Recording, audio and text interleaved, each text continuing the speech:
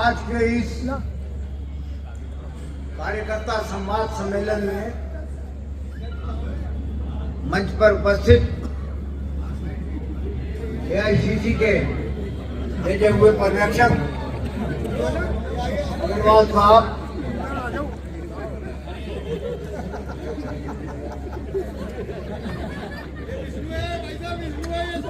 बंद करें यार ये।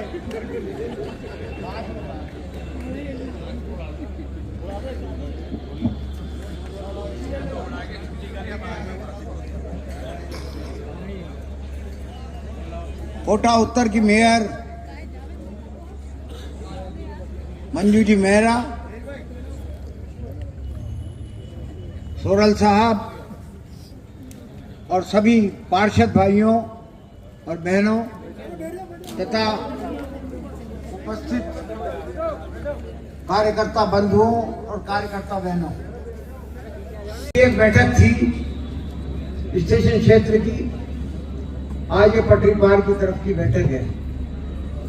शहर में चारों तरफ भंडारे ही भंडारे चल रहे हैं। आज सब जगह भंडारों का निमंत्रण आ रहा है, लोग भंडारों में भी जा रहे हैं। मैं चाहता हूं कि आपने मुझे करीब करीब 9 चुनाव लड़ा दिए। सन 84 में लोकसभा का चुनाव लड़ाया, फिर सन 79 में लोकसभा का चुनाव लड़ाया, फिर सन 91 में चुनाव लड़ाया लोकसभा का ही, फिर 98 में विधानसभा का लड़ा दिया, फिर 2003 में लड़ा दिया, फिर 2008 में लड़ा दिया, फिर 2013 में लड़ा दिया और फिर 2018 में लड़ा दिया और अब 2024 में लड़ा दिया। और उन सारे चुनावों को आप लोगों के द्वारा संचालित किया गया था। क्योंकि देखिए, कोई सी भी पार्टी हो, कार्यकर्ता ही उम्मीदवार को जिताता है और कार्यकर्ता ही उम्मीदवार को हराता है। जब कार्यकर्ता में जोश होता है तो हवा भी ठीक होती है और उम्मीदवार जीतता है। लेकिन जब कार्यकर्ता निराश होता है तो निश्चित तौर पर उसका चुनाव के नतीजों पर असर पड़ता है। मुख्य तौर पर जब कोई भी व्यक्ति उम्मीदवार बनकर के जनता के बीच में आता है तो सबसे पहले वो ये कहता है कि वोट में किस चीज के लिए मांग रहा हूं। वो यही कहता है कि साहब मैं विकास करूंगा, मैं समस्याएं निपटाऊंगा, मैं महंगाई दूर करूंगा, मैं रोजगार की व्यवस्था करूंगा, मैं ये करूंगा, मैं वो करूंगा, नाली पटान वगैरह ये वो सब चीज बनाऊंगा। कम से कम वादा तो करता है ना, जनता के साथ वादा करता है। जनता पूछती है कि बोलो, बोलना पड़ता है उसको। लेकिन ये पहला चुनाव देख रहा हूं मैं जब भारतीय जनता पार्टी के उम्मीदवार माननीय बिरला जी ये नहीं कहते कि मैं क्या करूंगा, वो कहते मोदी मोदी मोदी।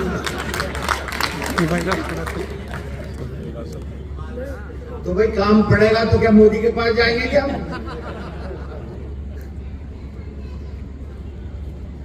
तुम तो उस वक्त ये कह दोगे चुनाव जीतने के बाद कि तुमने तो मोदी को वोट दिया था, मुझे थोड़ी दिया था।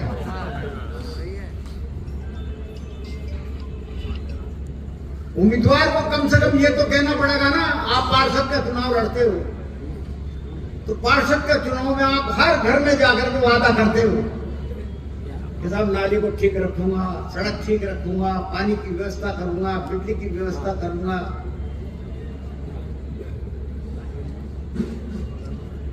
सारे कागजात जो भी सरकार चाहती है उसको उसमें मोहर लगा करके आपको दूंगा, ये करूंगा, वो करूंगा। खुद तो कहता है ना वो, ये सीधा ये कहता है कि साहब मोदी या अशोक गहलोत उनको वोट दो। तो इस बात को जनता को समझाने की बात है। क्या इनसे मुंह से तो बुलवाओ कि ये करेंगे क्या, और फिर साथ साथ ये भी बता दें कि आज तक क्या किया। क्या किया इन्होंने आज तक? उठा के देख लो आप इन 5 सालों में।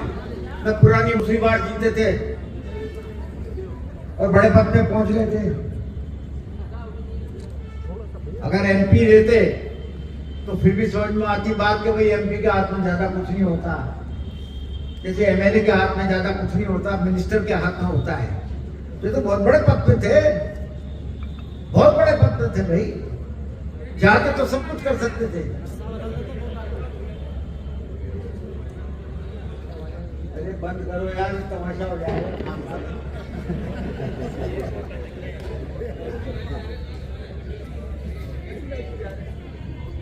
लेकिन इन्होंने कुछ नहीं किया। आज एक समाचार पत्र में कई फोटो छपे हैं, अभी फोटो छपे छोटे छोटे कि ये काम किए गए। एक काम उनमें से बता देना है कि साहब ये पूरा कर दिया हो।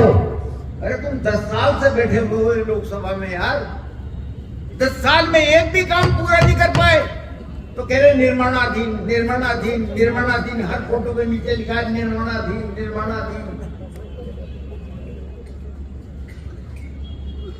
ये मत करो, कम से कम ये व्यवहार मत करो, काम करो। वोट काम का है, हरामखोरी का नहीं है।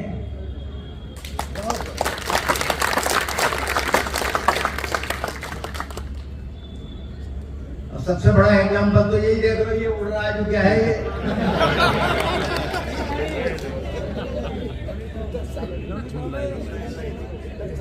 2-2.5 साल पहले हम इनको जमीन दे चुके, 2-2.5 साल पहले।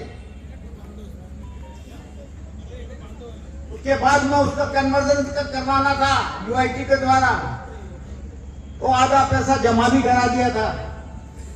आधा पैसा जमा कराने के बाद में इनका एक और डिमांड चार्टर आ गया कि साहब ऊपर जो हाई टेंशन लाइन निकल रही है उसको भी बदलो, उसके लिए 150 करोड़ रुपया दो।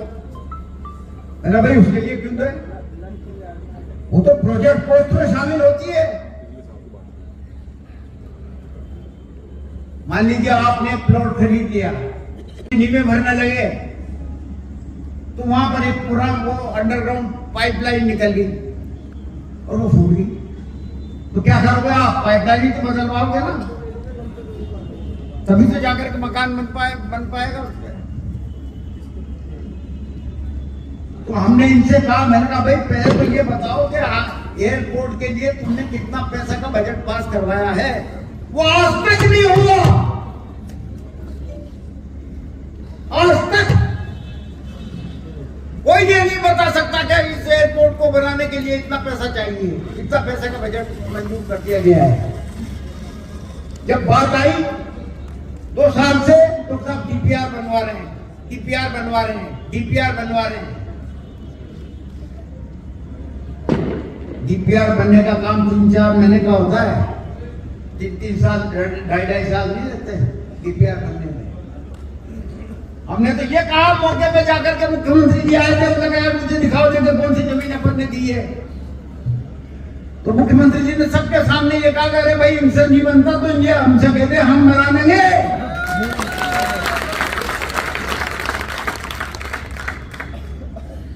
आज आप एक मकान बनाते हो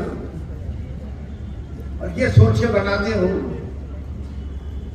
नक्शा नवीस ने जब आपका मकान का नक्शा बना दिया और आपको खर्चा बता दिया कि साहब इसमें कम से कम 25-30 लाख रुपए लगेंगे, तो 30 लाख रुपए के खातिर क्या आप 1-2 लाख रुपए देखोगे क्या? अटक गया नहीं है, ये ज्यादा क्यों है? जब 2-2 हजार करोड़ रुपया खर्च करने के लिए एयरपोर्ट बनेगा तो उसमें 150 करोड़ रुपए में क्या दिक्कत थी इनको देने में? लेकिन वो भी रोक दी, वो बहाना बना लिया। असल में इनकी मंशा ही नहीं है। इनकी मंशा थी कि कांग्रेस की सरकार यहां से हटे, हमारी सरकार आगे, तब जाकर के हम सोचें, तब जाकर के बजट पास करवा करके इसका काम करें, तो साल लग जाएंगे।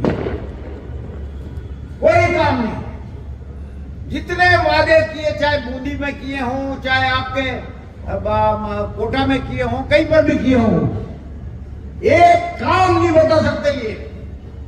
ये घोषणा करी थी कि कोटा और बूंदी के 6 तालाबों को जो है का सौंदर्यीकरण करके उसको मजबूत करेंगे। एक बता दो तालाब कौन सा किया? स्कूलों की घोषणा कर दी, स्कूलों को जो है हम स्मार्ट स्कूल बनाएंगे, एक स्मार्ट स्कूल नहीं बना। कोटा बूंदी संसदीय क्षेत्र को मॉडल के रूप में बनाएंगे। बनिए क्या मॉडल?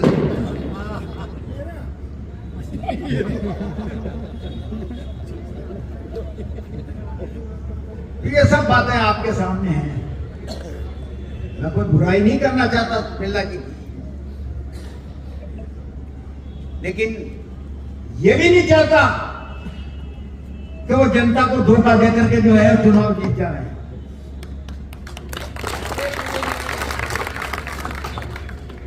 पहला फुसला करके चुनाव जीत जाए।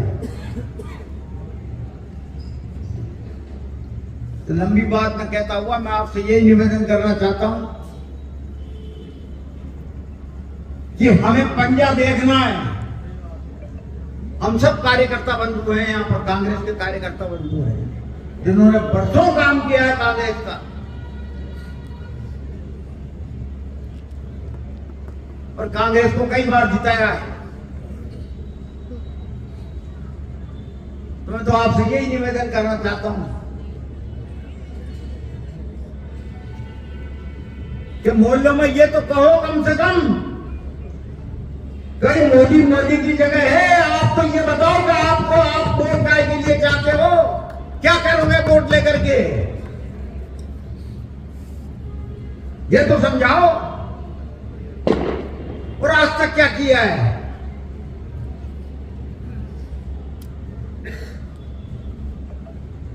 तो ये वक्त आ गया इस सरकार को बदलने का।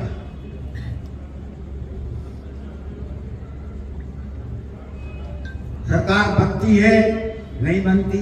अगर विपक्ष मजबूत भी बनता है तो सरकार को 10 बार झुकना पड़ता है। इन सब बातों को देखते हुए मैं आपसे यही निवेदन करना चाहता हूं, इस मौके पर मेहनत करने में मत चूकना। अपनी अपनी जगह पर, जहां पर आप लोग हमेशा से काम करते आए हो, अपनी अपनी जगह पर वहां पर उतनी ही कड़ी मेहनत करके और 26 तारीख को कांग्रेस के पंजे को जिताना है। पहला आप दूसरे को जिताना है। इस बात का ध्यान रखिए। जय हिंद, धन्यवाद।